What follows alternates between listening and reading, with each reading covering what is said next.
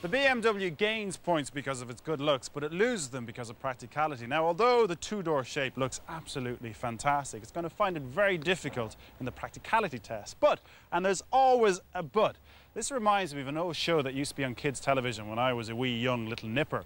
It's all about this magic caravan that from the outside looked absolutely tiny, but when you got in, don't forget it was a magic caravan, it was huge. And the same can apply to the M3. And as I said, from the outside, it doesn't seem what it is. There's loads of room in here. 6-foot+ people will have no problem fitting in comfortably. And if you need to get in and out of the back, well, the seats, they actually slide forward and tilt up. So you don't have to be a 5-year-old or a contortionist to get in there. Once in there, 2 people will fit quite comfortably. But I will say 3 might be at a bit of a push. The interior overall, it looks really nice. You've got this nice Napa leather here on the seats. Mind you, it does scuff quite easy, especially on the footholds when you're getting in and out of the car.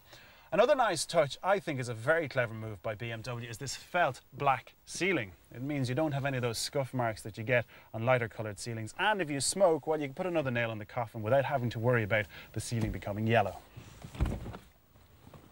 Now, although the M3 loses points because it's only got 2 doors, it gains them with its boot. That's because it's absolutely massive. It's based on the standard saloon. As you can see, there's tons of room in there. It goes all the way in at the back. And access is great as well. You can put things in and take things out very easily. Despite all the Mitsubishi spoilers and flash bright yellow paint job, the Evo is a very practical car. As you would expect, there is plenty of headroom and legroom in the front and the back.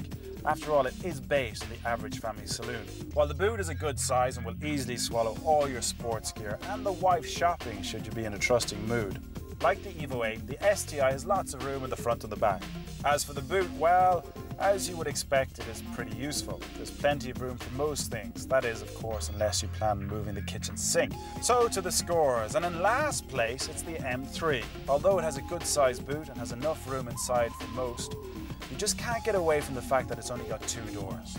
We've decided that in second place it's the Impreza, and that's mainly because it just feels that little bit smaller inside. Which means that the winner by a hair's whisker is the Evo 8, although you would need a magnifying glass to see the extra room.